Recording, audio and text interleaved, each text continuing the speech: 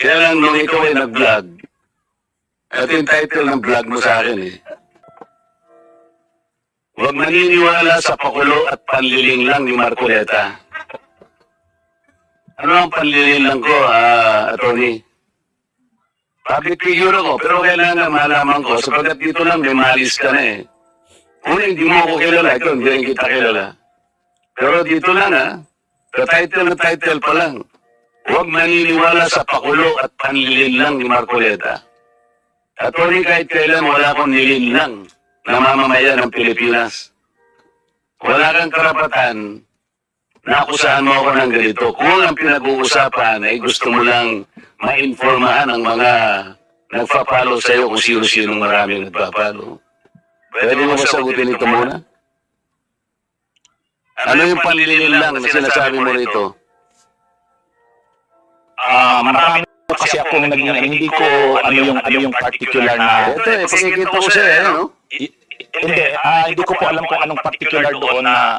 Attorney, gumawa ka ng vlog. Yes po, ako po. Responsibilidad mo sa public ito, lalong-lalo na yung naniniwala sa'yo.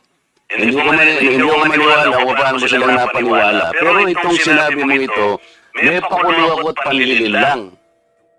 Eh di sagutin mo, hindi ako naniniwala, hindi mo naalala ito. Mr. Chair? Mr. Chair?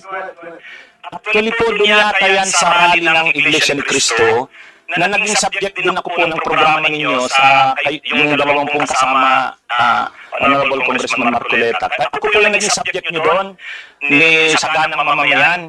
Kasi ako yung nag-comment na sabi ko, dapat yung Iglesia ni Cristo kung talagang malaki yung mobilization nila, di nila gawin sa luneta, huwag sa liwasan. Yun yung kasi, pag sa liwasan, Pero huwag mo nililihin sa usapan, ano? Kinalaman yung rally ng INC dito. doon ko po kita, Honorable Congressman, Ano mo panlilin lang gagawa ko dun sa rally?